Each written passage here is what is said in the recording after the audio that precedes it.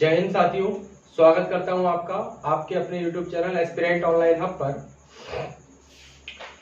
जैसा कि हमने पिछली वीडियो में परसेंटेज के बारे में जो भी जानकारी थी कि हम परसेंटेज को कैसे भिन्न में बदल सकते हैं और भिन्न को कैसे हम प्रतिशत में चेंज कर सकते हैं, तो वो सब जानकारियां हमने प्राप्त कर ली थी और उन पर एक दो सवाल भी हमने कर लिए थे। तो आज हम पैट जो यूपी पैट है उसके लेवल के जितने भी क्वेश्चन बन सकते हैं, तो उनमें से कुछ क्वेश्चन आज हम करते हैं, कुछ क्वेश्चन हम नेक्स्ट वीडियो में करेंगे। तो आज कुछ क्वेश्चन लेकर के आया हूं मैं आपके लिए। तो आइए स्टार्ट करते हैं उन क्वेश्चन के साथ और देखते हैं कि कैसे हम उन क्वेश्चन को सॉल्व कर पा रहे हैं और परसेंटेज। तो आइए हम देखते हैं उन क्वेश्चन को, कैसे हम उन क्वेश्चन को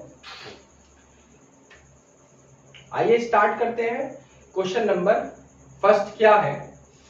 क्वेश्चन नंबर फर्स्ट है कि यदि ए की आय बी की आय से 20% अधिक है।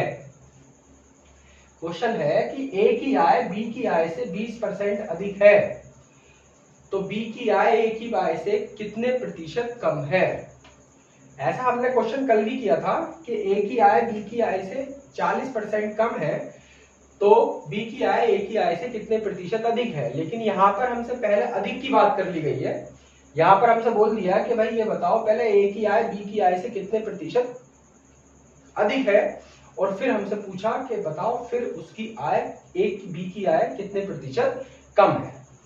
तो देखिए ऐसे क्वेश्चन में सबसे पहले हम क्या करते हैं, मैंने बताया आपको, सबसे पहले आप जो परसेंटेज दी है उसकी फ्रैक्शन फॉर्म बना लो, है ना। तो फ्रैक्शन फॉर्म बनाने के लिए बी हमें कितना परसेंट कम दिया है, अधिक दिया है 20%। तो 20% की फ्रैक्शन फॉर्म कितनी हो गई, 1/5। ये हम सब जानते हैं, है ना। 20% की फ्रैक्शन फॉर्म कितनी हो गई, 1/5। अब 1/5 इसकी फ्रैक्शन फॉर्म हो गई, तो हम हमसे कह रहे हैं कि ए की आय बी की आय से कितने 20% क्या है, अधिक है। किसकी आय अधिक है, बी की आय अधिक है ना। तो मैंने ये भी बताया था कि ये मूल संख्या होती है। तो भाई आय किसकी अधिक है, आय ए की अधिक है। कितनी अधिक है, 20%। तो अगर कोई एक नंबर 5 है, बी 5 है, तो उसकी 5 का 20% ही तो अधिक है। तो 5 का 20% कितना होता है, 1, यानी कि 1 क्या है, अधिक है। तो अगर 5 है संख्या, बी का मान 5 है, तो अधिक 1 है, तो इसलिए ए कितना हो गया, 6 हो गया। ठीक। फिर कह रहे हैं कि अब बताओ कि भाई बी की आय कितनी कम है ए से। तो आप यहां बता सकते हैं कि जी 1 कम है? और किससे कम है, ए से कम है ना। तो बटे 6 गुणा 100, परसेंटेज निकालने के लिए 100। तो कितना आ जाएगा, 100/6। 100/6 आ जाएगा। 6 × 6, 6 × 36, 4/6 को हम लिख सकते हैं 2/3। यानी कि ए की आय बी की आय जो है वो ए की आय से 16 सही 2/3% क्या है, कम है। ठीक। एक बी की आय ए की आय से कितने प्रतिशत कम है, 16 सही 2/3% कम है। ठीक है। तो बढ़ते हैं नेक्स्ट क्वेश्चन की ओर, देखते हैं नेक्स्ट क्वेश्चन क्या है। आइए बढ़ते हैं नेक्स्ट क्वेश्चन की ओर। नेक्स्ट क्वेश्चन है कि P माइनस Q का 50% जो है वो P प्लस Q के 30% के बराबर दे रखा है, और Q बराबर दे रखा है P का X%। तो हमसे X का मान पूछा है कि X का मान क्या होगा। तो देखिए कैसे करते हैं इस सवाल को। यहां पर हम बनाएंगे, क्या बनाएंगे, यहां पर हम बनाएंगे रेशियो, है ना। या फिर हम यहां से P और Q के मान पता करेंगे कि P का मान कितना आएगा और Q का मान कितना आएगा। तो देखिए P माइनस Q का 50% मतलब P माइनस Q गुणा 50, परसेंटेज हटाने के लिए हम क्या करेंगे, 100 से डिवाइड। ऐसे ही P प्लस Q परसेंटेज हटाने के लिए 30 से, यानी कि 100 से डिवाइड कर दें, है ना। 100 से तो 100 कट गया, 0 से 0 कट गया, 5 के अंदर मल्टीप्लाई कर दो तो 5p minus 5q is equal to में 3p प्लस 3q। ठीक है। अच्छा, q वाली टर्म को एक तरफ और p वाली टर्म को एक तरफ, तो 5p minus 3p is equal to में 3q plus 5q। 2p is equal to में 8q। तो p upon q equal to 8/2 यानी कि 4/1। तो p का मान कितना आया? p का मान आया 4 और q का मान कितना आया? q का मान आया 1। हमसे पूछा है कि q बराबर p का x%। तो q बराबर p का x% तो हमसे पूछा है।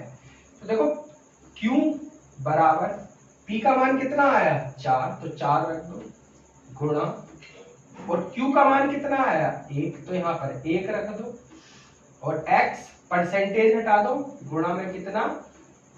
1/100। तो 4 से डिवाइड करेंगे तो कितना? 25। तो 25 इधर, तो x इज इक्वल टू 25, यानी कि x का मान कितना आया हमारा? 25।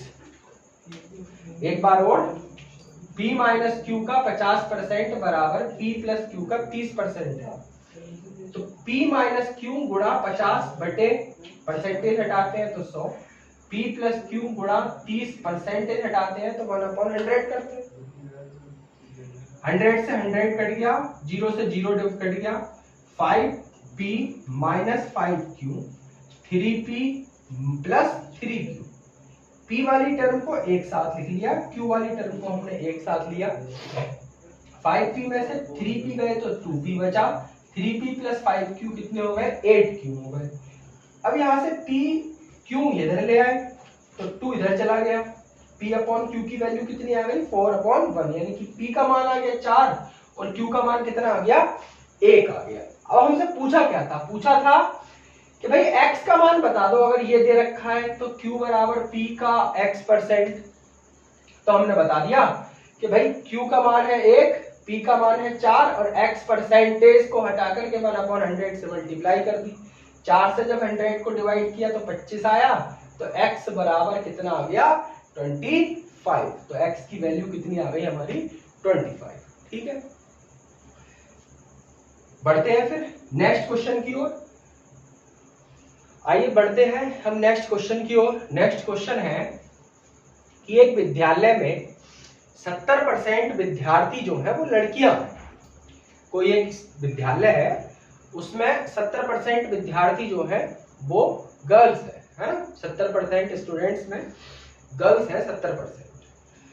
अब कह रहे हैं कि यदि लड़कों की संख्या 510 है तो बताओ भाई टोटल विद्यार्थी कितने हैं उस स्कूल में। हमसे ये पूछा है ना?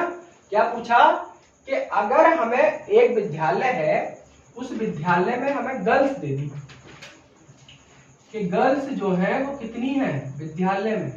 उन्होंने बोला जी 70% तो आपके पास लड़कियां हैं। ठीक, तो अब हमें पता है कि अगर 70% लड़कियां हैं तो लड़के कितने होंगे? 30। अरे भाई बॉयज 30 ही तो होंगे। अगर 70% लड़कियां हैं तो बॉयज कितने होंगे? 30%, है ना? 30%। अच्छा, अब अगर 30% लड़के हैं और असल में 30 लड़के हैं कितने, तो वो दे रखे हैं कितने हमें? बराबर 510। यही तो लड़के दे रखे हैं। ठीक है, तो यहां से हम क्या निकाल सकते हैं?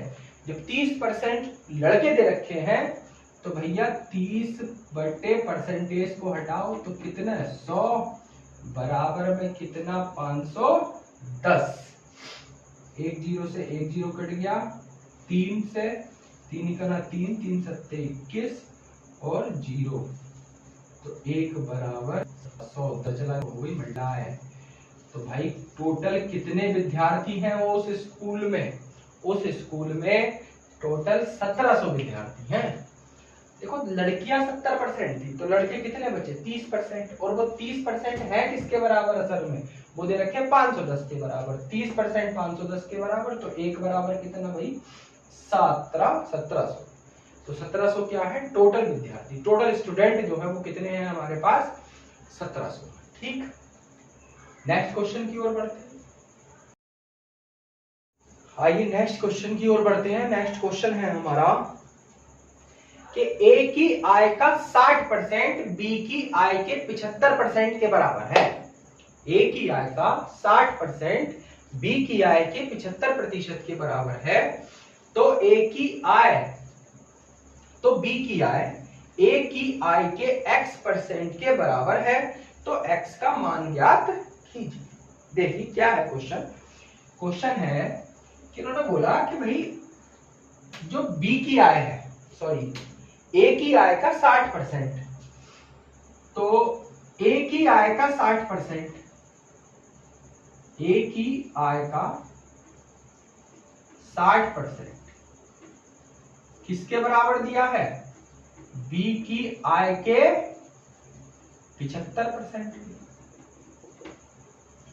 ए की आय का 60% बी की आय के 75% के बराबर इन्होंने हमें दे रखा है। ठीक है,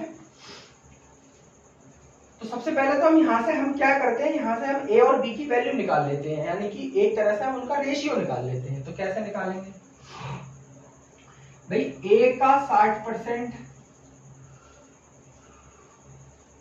बराबर बी का 75%, ये कट गए आपस में, तो ए बटे बी को यहां ले आया मैं नीचे, 75 बटे में कितना 60, 15 चौका 60, 15 पंजे 75। ठीक, तो अगर हम यहां से देखते हैं तो ए रेशियो बी हमारे पास कितना आ गया 5:4।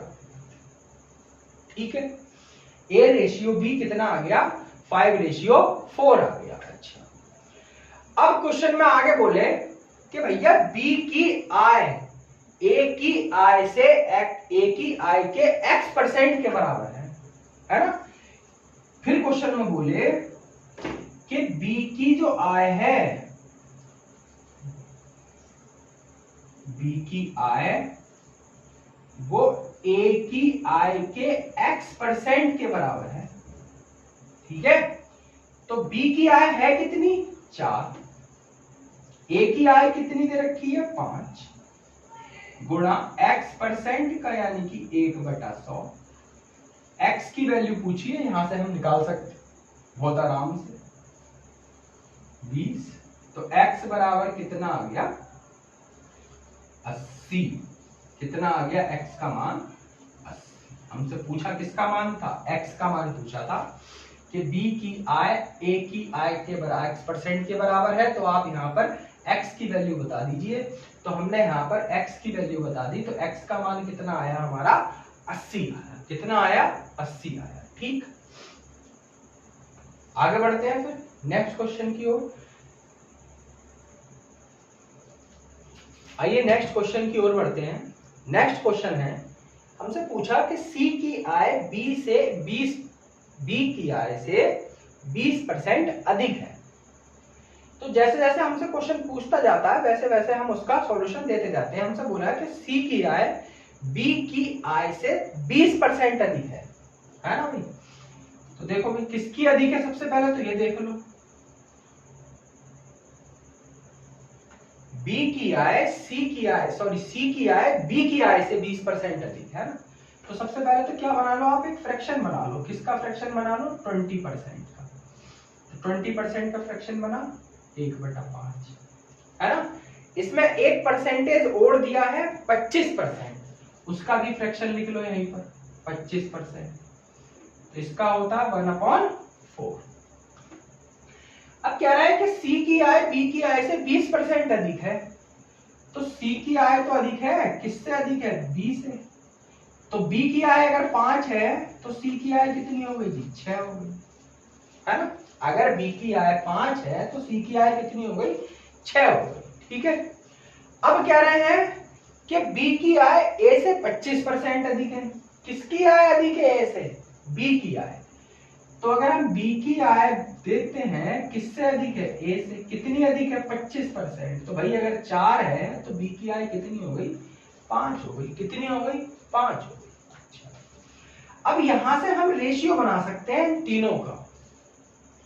कैसे बनेगा, हम लिखते हैं सिंपल ए अनुपात बी अनुपात सी।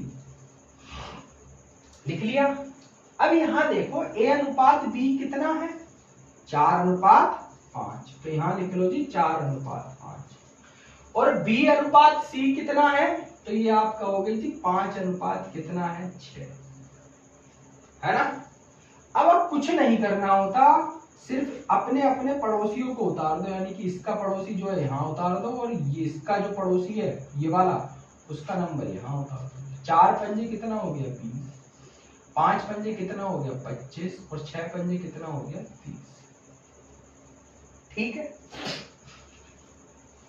हाँ भैया ठीक बात है ना। अच्छा, अब मान लो हमें ये ना ही करना है, हमें ये वाली प्रोसेस नहीं करनी, इतनी बड़ी वाली, हमें तो डायरेक्ट आंसर लेना है।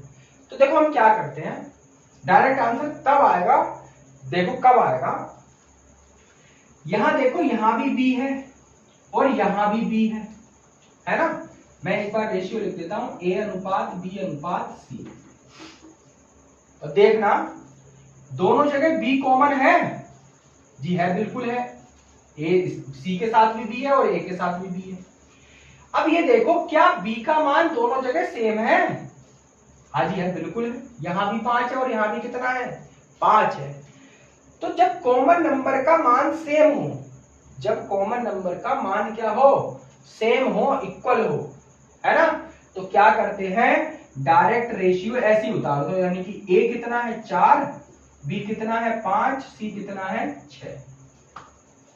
जब कॉमन, जो भी कॉमन हो, अगर उसकी वैल्यू सेम है तो डायरेक्ट रेशियो बनाने के लिए जो ए का मान है वो ए का लिख दो, जो बी का है वो बी का लिख दो, जो सी का है वो सी का लिख दो, है ना। यहां भी देख लो, 4 पंजे 20, 5 चौक 20, 5 पंजे 25, 5 छंग 30। तो आ गया ए का मान 4, बी का मान 5, सी का मान कितना, 6, है ना।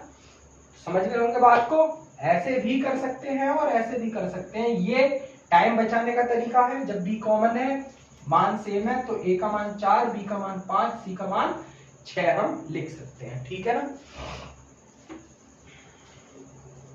तो इससे भी कर सकते हैं हम और ऐसे भी कर सकते हैं, है ना।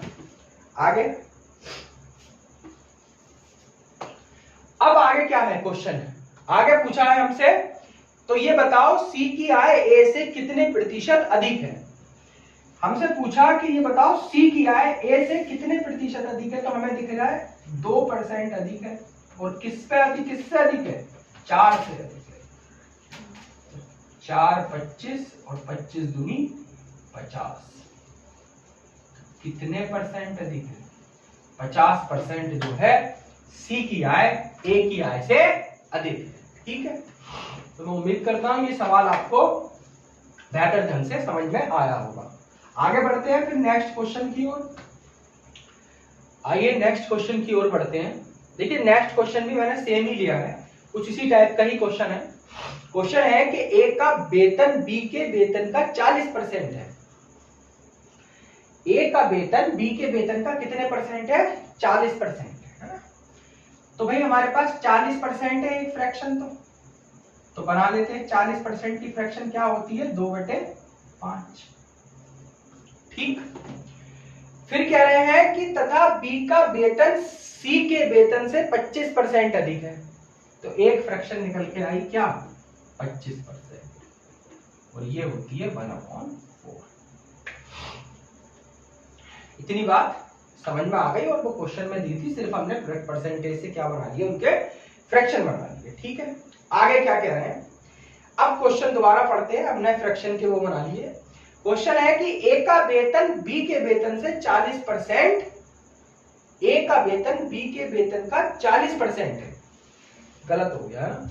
क्वेश्चन क्या है, क्वेश्चन है कि ए का वेतन बी के वेतन का 40% है। ए का वेतन बी के वेतन का 40% है। समझ रहे हैं बात को? ए का वेतन बी के वेतन का 40% है। इन्होंने ये नहीं बोला कि 40% अधिक है या 40% कम है, इन्होंने डायरेक्ट बोला कि भैया ए का वेतन बी के वेतन का 40% है। तो हमने कर लिया जी ऐसे करके कि ए बराबर बी गुणा में 40 बटे में 100। तो ए अपॉन बी जो है वो 40 बटे कितना हो गया 100, और 0 से 0 2 दूनी 4 2 पंजे 10, यानी कि ए अनुपात बी हमारा कितना आ गया 2:5 है ना। आगे आगे कह रहे हैं कि फिर कहते हैं कि ये बी का वेतन सी के वेतन से 25% अधिक है। यहां पर इन्होंने बता दिया, क्या बता दिया कि बी का वेतन सी के वेतन से 25% क्या है अधिक है। बी का वेतन सी के वेतन से 25% अधिक है। तो किसका वेतन अधिक है? बी का वेतन अधिक है। कितना परसेंट अधिक है? 25% अधिक है। सॉरी 25% अधिक है ना। तो अगर सी 4 है तो बी का मान कितना हो जाएगा 5, है ना। कह रहे हैं कि बी का वेतन सी के वेतन से 25% अधिक है। तो 25% की फ्रैक्शन 1/4। अगर 4 है सी का मान तो बी का मान कितना हो गया जी 1 अधिक है ना, तो 5 हो गया, है ना। अब मैंने पीछे यही तो करा था, क्या करा था कि दोनों जगह कॉमन क्या है, बी कॉमन है और मान भी क्या है दोनों जगह इक्वल है। तो क्या इसको डायरेक्ट हम रेशियो नहीं बना सकते? ए अनुपात बी अनुपात सी कितना हो जाएगा 2:5 अनुपात कितना 4। 2:5 जो है इनके अनुपात हो जाएंगे। फिर हमसे पूछा है सी का वेतन ए से कितना प्रतिशत अधिक है। फिर हमसे पूछा सी का वेतन ए के वेतन से कितना प्रतिशत अधिक है।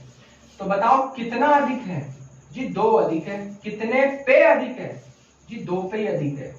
तो 100 पे कितना, तो हम कहेंगे 100% अधिक है। कितने परसेंट अधिक है? 100%। बी सी का वेतन ए के वेतन से अधिक है। ठीक, तो मैं उम्मीद करता हूं क्वेश्चन भी आपको ठीक प्रकार से समझ में आएगा। ठीक है, बढ़ते हैं। आइए बढ़ते हैं नेक्स्ट क्वेश्चन की ओर। नेक्स्ट क्वेश्चन है किसी संख्या में उसका 16 सही 2/3% जोड़ने पर प्राप्त संख्या 4956 है। तो मूल संख्या ज्ञात कीजिए। क्वेश्चन है कि किसी संख्या में उस संख्या का 16 सही 2/3% जोड़ने पर प्राप्त संख्या 4956 है। तो मूल संख्या ज्ञात कीजिए। देखिए कैसे करना है क्वेश्चन। पहले हम इस क्वेश्चन को x मान के करते हैं, फिर हम इस क्वेश्चन को परसेंटेज में भी करेंगे, है ना। तो पहले परसेंटेज x मान के देखिए कैसे करेंगे। कह रहे हैं कि यदि कोई संख्या किसी संख्या में उसका 16 सहित 2/3% जोड़ा जाता है ना। तो मान लो कि कोई संख्या अगर x है, क्या है x है, उस संख्या में उसका कितना जोड़ना है हम 16 सही 2/3% हम उसका जोड़ देते हैं। किसका जोड़ देते हैं? इस संख्या का। तो x का 16 सही 2/3% हमने क्या किया भाई जोड़ दिया। ठीक, उस संख्या में किसी संख्या में उस संख्या का 16 सही 2/3% जोड़ा जाता है तो संख्या क्या प्राप्त होती है 4956 प्राप्त होती है। ठीक है, तो x प्लस x गुणा 16 सही 2/3% की फ्रैक्शन क्या बनेगी? क्या बनेगी 1/6 बराबर 4956। ठीक है, 6x प्लस x मल्टे 6 बराबर 4956। 7x बराबर 4956 गुणा में कितना आ जाएगा 6, और 7 से इसको हम डिवाइड कर रहे होंगे तो क्या आएगा मल्टीप्लाई 6, 7 7 49, 7 8 56, और 6 अट्ठे 48 और 6 सत्ते 42। तो कितना आया हमारा x का मान कितना आया? 6 अट्ठे 48 और 6 सत्ते 42। 4248 वो संख्या है जब उस संख्या में उसका 16 सही 2/3% जोड़ा जाता है तो वो संख्या कितनी बन जाती है? 4956 वो संख्या बन जाती है। ठीक है, अब हमने इसको x मान के करके देखा। अब आइए इसे हम परसेंटेज में मान के करके देखते हैं कि हम इसको परसेंटेज में कैसे सॉल्व कर सकते हैं। देखिए, इन्होंने बोला कि जब किसी संख्या में उस संख्या का 16 सही 2/3% जोड़ा जाता है ना, तो सबसे पहले करो 16 सही 2/3% की क्या बना लो? फ्रैक्शन बना लो। फ्रैक्शन कितनी आई उसकी? 7, 1/6 आई, है ना। 16 सही 2/3% की जो फ्रैक्शन आई वो कितनी आई? 1/6 आई। अब कह रहे हैं कि अब ये बताया कि मूल संख्या हो जाती है, तो इस संख्या का 16 सही 2/3% अगर इसमें जोड़ा जाए तो वो कितना हो जाता है? 4956 हो जाता है। तो अगर इस संख्या का 16 सही 2/3% निकालेंगे तो वो कितना आएगा? 1 आएगा। कितना आएगा? 1 आएगा। और उसको क्या कर देना है? इस संख्या में जोड़ देना है। तो कितना हो जाएगा? 6 और 1 7 हो जाएगा। जब ये मूल संख्या है, ये बताई रखी है मैंने, मूल संख्या का 16 सही 2/3% उस मूल संख्या में जोड़ा जाता है तो 4956 हो जाता है। तो हमने जोड़ दिया जी, 6 का 16 सही 2/3% आया 1, और 1 जोड़ते हैं तो कितना हो जाता है? मूल संख्या 7 हो जाती है। तो वो किसके बराबर है? 4956 के बराबर। तो 7 सत्ते 49, 7 अट्ठे 56। तो हमसे पूछा है मूल संख्या क्या होगी, तो मूल संख्या तो भाई 6 भी है इसमें, तो 6 गुणा 708 यानी कि कितनी? 4248 जो है वो इस क्वेश्चन का क्या हो गया? आंसर। ठीक है, ये परसेंटेज का तरीका है, ये एक्स का तरीका है। परसेंटेज के तरीके से टाइम की बचत तगड़ी है, इसके तरीके से टाइम के साथ साथ कैलकुलेशन तगड़ी है ना। तो ये करें आप, परसेंटेज को फ्रैक्शन में बदल करके फिर सवाल करें तो बेहतर तरीके से सवाल हो पाएगा। ठीक है, आइए बढ़ते हैं नेक्स्ट क्वेश्चन की ओर। नेक्स्ट क्वेश्चन भी कुछ सेम ही है। यहां पर जोड़ने की बात की गई थी, लेकिन नेक्स्ट क्वेश्चन में घटाने की बात की गई है। वहां बोला है कि यदि किसी संख्या में उसका 6 सही 2/3% घटाते हैं तब जो है 5670 प्राप्त होता है। तो मूल संख्या बताइए। तो 6 सही 2/3% क्या करना है? घटाना है ना। तो फिर से डायरेक्ट क्या कर दो, 6 सही 2/3 की क्या बना लो? फ्रैक्शन बना लो। तो कितनी आएगी? 1/15। देखो, ये परसेंटेज से फ्रैक्शन बनाना तुरंत होना चाहिए। ये नहीं कि साहब आप गुणा करने बैठो फिर फ्रैक्शन बनाओ। तुरंत अगर 6 सही 2/3 आ गया तो तुरंत पता होनी चाहिए हमें फ्रैक्शन क्या होगी उसकी? 1/15 होगी, है ना। कह रहे हैं कि अगर इसमें 15 कोई अगर मूल संख्या है तो उसका अगर 6 सही 2/3 कर रहे हैं तो 1 आ रहा है। अगर उसको घटाते हैं तो जो संख्या है वो 5670 प्राप्त होती है। तो भाई 15 संख्या है मूल संख्या, और उसका 6 सही 2/3% क्या करते हैं? घटाते हैं। तो कितनी संख्या प्राप्त होती है? 14। तो वही किसके बराबर दे रखी है? 5670 के बराबर। तो 14 चौका 56, 14 पंजे 70। तो हमसे मूल संख्या पूछी है, तो मूल संख्या के लिए क्या और करना पड़ेगा? 15 से गुणा। तो 15 पंजे 75 और 15 चौका 60। तो मूल संख्या कितनी आ गई? 6075 जो है वो हमारी मूल संख्या है। ठीक है, बढ़ते हैं नेक्स्ट क्वेश्चन की ओर। आइए बढ़ते हैं नेक्स्ट क्वेश्चन की ओर। नेक्स्ट क्वेश्चन है, किसी संख्या में 64 जोड़ने पर प्राप्त संख्या अपने आप का 157 सही 1/7% बन जाती है, तो संख्या ज्ञात कीजिए। अच्छा क्वेश्चन है। क्वेश्चन है कि किसी संख्या में 64 जोड़ने पर प्राप्त संख्या। तो सबसे पहले ना मैं इसे x मान के करके दिखाता हूं आपको कि x मान के हम इसको कैसे कर सकते हैं। ये कह रहे हैं कि किसी संख्या में 64 जोड़ने पर, तो मान लो कोई संख्या अगर x है उसमें 64 जोड़ने पर, तो 64 जोड़ दिया। किसी संख्या में 64 जोड़ने पर 64 जोड़ दिया। जब 64 जुड़ गया तो वो कह रहे हैं कि वो संख्या 157 सही 1/7% हो जाती है। किसी संख्या में 64 जैसी जुड़ा तो वो संख्या कितनी हो गई? 157 सही 1/7% हो गई। पूछ रहा है जी संख्या बताओ, तो x का मान निकालना है। तो x प्लस 64 बराबर x प्लस, इसको तोड़ने का तरीका पता ही है, 100 प्लस 57 सही 1/7। तो x प्लस 100 का मान पता है कितना? 1, और 57 सही 1/7 की क्या बनेगी फ्रैक्शन? 4/7। तो x plus 11/7, x plus, sorry ये प्लस नहीं है मल्टीप्लाई है, 64। ठीक है, तो x plus 64 is equal to 11/7x। इस वाले x को उधर पहुंचा दो तो ये चला जाएगा, तो कितना हो जाएगा? 11/7x minus x is equal to 64। तो भाई कितना बचेगा? 4x/7 बराबर 64। तो कितना आ जाएगा? 4×4 तो x की वैल्यू 16 सत्ते 112। कितनी आ गई? 112। कितना आ गया नंबर? 112।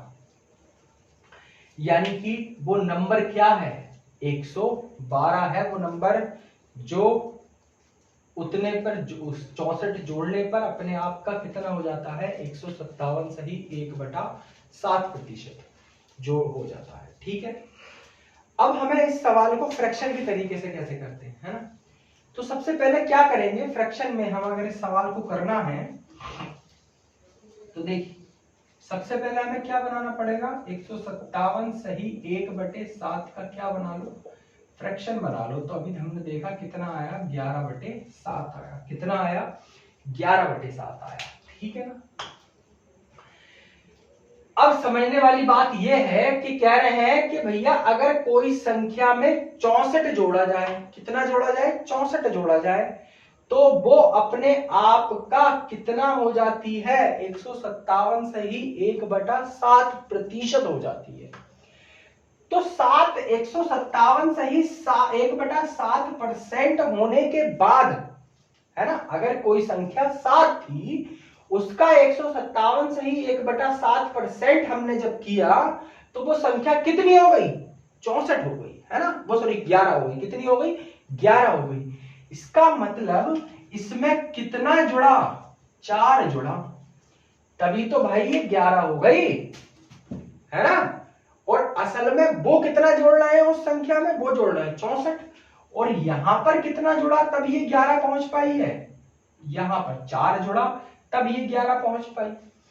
भाई क्वेश्चन था, बस क्वेश्चन की लैंग्वेज समझने की है कि इसका फ्रैक्शन बना दिया। बनाने के बाद अगर कोई संख्या 7 थी तो वो अपनी उसी संख्या का इतना होने के बाद वो कितनी हो गई? 11 हो गई, है ना? तो 11 होने में उसे कितना जोड़ना पड़ा? 4, और उन्होंने उस संख्या में कितना जोड़ा है? 64। तो ये दोनों तो बराबर ही हो गए। जब बराबर हो गए तो इसको कह सकते हैं कितनी बार? 16 बार। तो हमसे पूछा क्या है? मूल संख्या। तो मूल संख्या क्या है? 7 गुणा में कितना है? 16, और 16 सत्ते कितने होते हैं? 112। तो मूल संख्या क्या निकल के आ गई? 112। कितनी निकल के आई? 112। तो फ्रैक्शन से 2 लाइनों का सवाल है और x माने के इतनी में कवर होता है ना?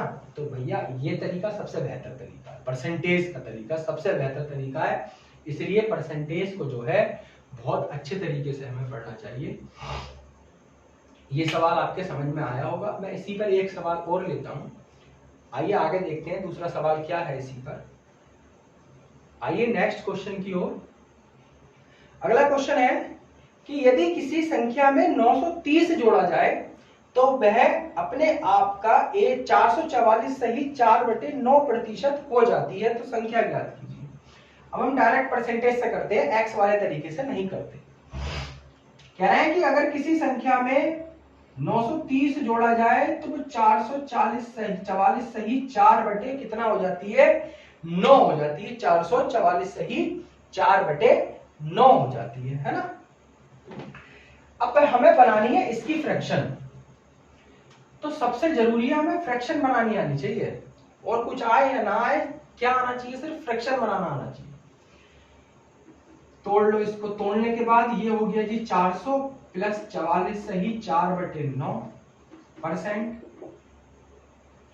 400 का कितना हो जाता है 4, प्लस 44 सही 4/9 का कितना हो जाता है 4/9। 9 चौक 36 और 4 कितने हो गए 40 बटे में कितना 9। ठीक। अच्छा, अब ये तो आ गया। अब उन्होंने बोला कि भाई किसी संख्या में क्या जोड़े 930 हो जाए, है ना। किसी संख्या में क्या जोड़े 930 नहीं हो जाए। किसी संख्या में अगर हम 930 जोड़ते हैं, है ना, तो अगर मैं कहूं तो वह संख्या अपने आप का 444 सही 4/9% हो जाती है। तो थोड़ा यहां पर ये लाइन समझने की है कि अगर मैं कहें कि किसी संख्या में 18 जोड़ो तो वो संख्या जो है अपने आप का 20% हो जाती है ना। तो आप क्या करोगे कि 20% की फ्रैक्शन निकालोगे, जो मूल संख्या होगी उसका 20% ही तो है। अरे भाई अगर हम x से लेके कर रहे हैं तो x में कुछ जोड़ रहे हैं, जैसे पिछले सवाल में 64 जुड़वाया था, तो वो x का ही तो 157 सही कुछ % हो गया था, है ना। ऐसी ये सवाल है, इन्होंने भी तो यही बोला है कि ये कह रहे हैं कि अगर किसी संख्या में 930 जोड़ दिया जाए तो वह संख्या अपने आप का 444 सही 4/9% हो जाती है। तो हमने सवाल को थोड़ा उल्टे तरीके से लिया है। हमने 444 सही 4/9 की फ्रैक्शन निकाल ली। तो अगर कोई संख्या 9 है तो 9 में क्या जोड़े, है ना। उन्होंने तो बता दिया कि हमें जो है, अब यहां पर ये फ्रैक्शन जो है ना एक्चुअल फॉर्म नहीं होती, ये ध्यान रखो। एक्चुअल फॉर्म उन्होंने दे रखी है 40/9 की, ठीक है। तो इन्होंने बोला कि अगर हमने मूल संख्या 9 ले ली तो भाई 9 में ऐसा क्या जुड़ा होगा जो वो 44 इतना होने के बाद 40 हो गई होगी, है ना। तो आप कहेंगे जी 31 जोड़ा होगा तभी तो वो 40 हुई होगी, और वो 31 किसके बराबर है 930 के बराबर है। वो 31 किसके बराबर है 930 के बराबर है। तो 31 दिया कितने होते हैं 93, यानी कि 30। तो पूछा है मूल संख्या, तो मूल संख्या में क्या कर दो गुणा, तो कितना आ गया 270। Right answer 270 is the right answer है। ठीक है, आप इसको एक दो बार सब सुनेंगे ना तो और बेहतर तरीके से कनेक्ट कर पाएंगे, और ऐसे सवालों को आप करके भी देखिए। ठीक है, तो चलते हैं फिर। एक क्वेश्चन और है वो भी कर लेते हैं, है ना।